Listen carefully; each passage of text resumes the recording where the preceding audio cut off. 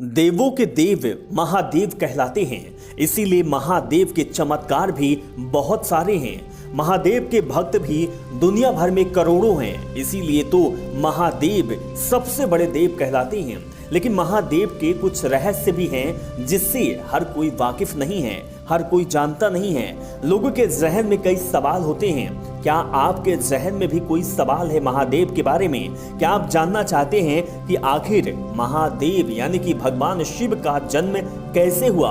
अगर आप ये जानना चाहते हैं, आपके जहन में ये सवाल है, तो आप एक बार कमेंट कर हर हर महादेव बताएं और इस वीडियो को अंतिम तक देखें, क्योंकि इस रहस्य से हम आज पर्दा उठाने वाले हैं। और ऐसे ही रहस्यों के बारे में जानने के लिए हमारे चैनल को सब्सक्राइब करें और बेल आइकॉन जरूर दबाएं, जिससे सबसे पहले आपको वीडियो मिल जाए।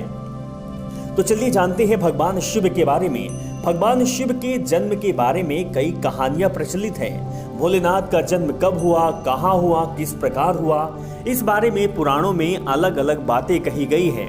भगवान शिव के जन्म से जुड़ी ऐसी एक कहानी है। शिव पुराण में लिखा गया है कि भगवान शिव स्वयंभू हैं, यानी उनका जन्म अपने आप ही हुआ है। वहीं विष्णु पुराण में बताया गया है कि भगवान विष्णु के माथे से निकलते तेज से शिव की उत्पत्ति हुई थी और उनके नाभि से निकलते हुए कमल से ब्रह्मा जी का जन्म हुआ था। दूसरी ओर शिव पुराण ये कहता है कि एक बार की बात है जब भगवान शिव अपने घुटने मल रहे थे और उससे निकले मैल से विष्णु जी का जन्म हुआ।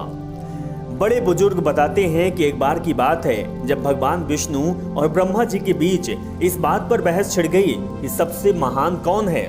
इस बात को लेकर जब दोनों बहस कर रहे थे तो एक खंभे के रूप में महादेव उनके बीच में आ गए। वो दोनों इस रहस्य को समझ नहीं पाए। तभी अचानक एक आवाज आई जिसमें कहा गया कि जो भी इस खंभे को छोड़ ढूंढ लेगा वह सबसे महान कहलाएगा।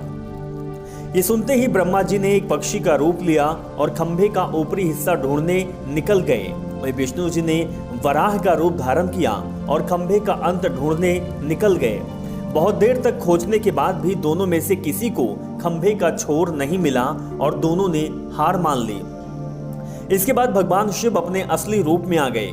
फिर भगवान विष्णु और ब्रह्मा जी ने मान लिया कि वही सबसे महान और शक्तिशाली हैं। ये खंभा उनके ना जन्म लेने और ना मरने का प्रतीक है। इस कारण ये कहा जाता है कि भगवान शिव स्वयंभू हैं, यानी कि भगवान शिव अमर हैं और इसीलिए उनके अमरता की कहानी लोगों के जुबान में है। एक कहानी भी आपको और बताएंगे। आपको ये पता है कि हिंदू धर्म में कुल 4 वेद और 18 पुराण हैं। इन वेद पुराणों में देवी देवताओं के जन्म से लेकर उनके अवतार और अन्य कृत्यों की जानकारी का वर्णन किया गया है। दुविधा की बात तो ये है कि कुछ समान बातों से परे सभी में कहानियों का अलग अलग तरीके से बखान किया गया है, जो इन जानकारियों की विश्वसनीयता को और भी अधिक पेचीदा बना देता है। पुराणों में त्रिवेद कहे जाने वाले ब्रह्मा, विष्णु और महेश के जन्म से जुड़ी कहानियों का भी उल्लेख किया गया है। जहां एक तरफ वेदों में भगवान को एक निराकार रूप का दर्जा दिया गया है, तो दूसरी तरफ पुराणों में त्रिवेदों के जन्म से संबंधित कहानियों के बारे में बताया गया है। आज हम बात करेंगे देवों के देव महादेव यानी शंकर भगवान की कहानी के बारे में। भोलेनाथ के जन्म से जुड़ी कई सारी कहानियां हमें पुराणों में पढ़ने को मिलती है। इन्हीं कहानियों में से हम जानेंगे कि आखिर शिव जी का जन्म कब हुआ, उनके जन्म के पीछे की वजह क्या थी। विष्णु पुराण की कथाएं कहती है कि भगवान शिव का जन्म भगवान विष्णु के माथे से उत्पन्न हुए तेज से हुआ। माथे के तेज में ही जन्मे के कारण भगवान शंकर सदैव योग मुद्रा में रहते हैं। इतना ही नहीं, विष्णु पुराण में वर्णित भगवान शिव की जन्म की कहानी उनके बालपन का एकमात्र वर्णन है, क्योंकि कहीं भी उनके जन्म से जुड़े साक्ष्य नहीं पाए जाते।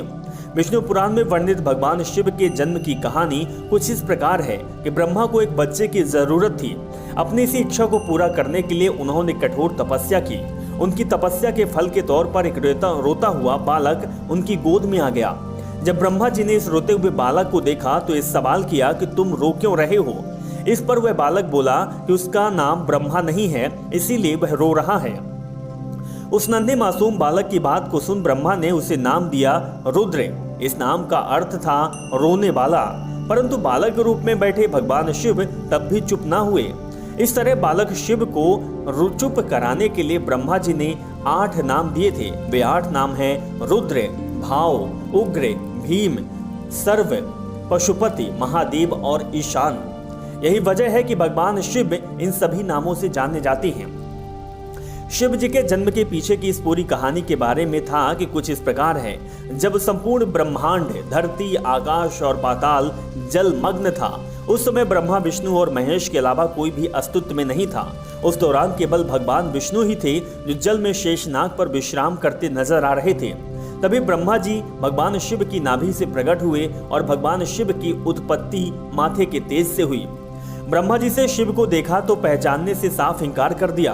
ब्रह्मा के इनकार से भगवान विष्णु को भय सताने लगा कि कहीं शिव जी रूठ ना जाए, जिस कारण उन्होंने ब्रह्मा जी को दिव्य दृष्टि प्रदान की, जिससे उन्हें शिव के बारे में स्मरण हो गया। सब कुछ स्मरण होते ही ब्रह्मा जी को अपनी गलती का आभास हुआ और उन्होंने शिव जी से माफी मांगी। साथ ही ब्रह्मा जी ने शिव जी से अपने पुत्र के रूप में जन्म लेने का आशीर्वाद भी मांगा। भगवान विष्णु ने ब्रह्मा जी को माफ करते हुए उन्हें आशीर्वाद प्रदान किया। इसके बाद भगवान विष्णु के मैल से उत्पन्न हुए मधुकैटभ के वध के कारण जब ब्रह्मा जी ने संसार की रचना करना आरंभ किया, तब उन्हें एक बच्चे की जरूरत पड़ी। इसी समय उन्हें भगवान शिव से मिला आशीर्वाद याद आया।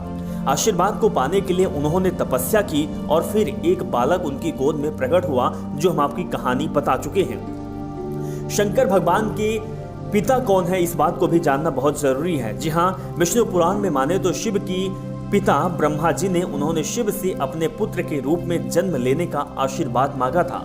फिर समय आने पर सृष्टि के निर्माण के समय शिव जी ने ब्रह्मा के पुत्र के रूप में जन्म लिया। एक कहानी आपको और बताएंगे, शिव पुराण की कथा है। शिव पुराण में जन्म से जुड़ा शिव का रहस्य कहता है कि भगवान शिव का आदि और अंत से कोई संबंध नहीं है। वे काल और मृत्यु के चक्र से बिल्कुल परे हैं। शिव पुराण के अनुसार भगवान शिव स्वयंभू हैं, जिनका जन्म स्वयं हुआ। जिस प्रकार शिव स्वयंभू हैं, उसी प्रकार नर्मदा नदी से निर्मित होने वाले शिवलिंग को भी स्वयंभू माना जाता है। इसके पीछे का वजह यह है कि उन शिवलिंग को कहीं से निर्मित नहीं किया गया, वे खुद ही नर्मदा नदी से निर्मित होकर निकले हैं। नर्मदेश्वर शिवलिंग स्वयंभू होने के कारण अपने साथ कई विशेषताओं को लिए हुए हैं। जिस घर में भी इस स्वयंभू शिवलिंग को पूजा जाता है, वहां भगवान शिव का आशीर्वाद सदैव बना रहता है और सभी बिगड़े हुए काम बनने लगते हैं। अब आप भी महादेव की कृपा लेने के लिए आप कमेंट बॉक्स पर हर हर महादेव जरूर लिखें और इसके साथ ही आप भगवान शिव की आराधना, प्रार्थना और पूजा जरूर करें। इसके साथ ही अगर आपको ये वीडियो अच्छी लगी है तो आप कमेंट कर जरूर बताएं, वीडियो को लाइक करें, शेयर करें, जिससे कि महादेव का आशीर्वाद आप पर हमेशा बना रहे। हर हर महादेव।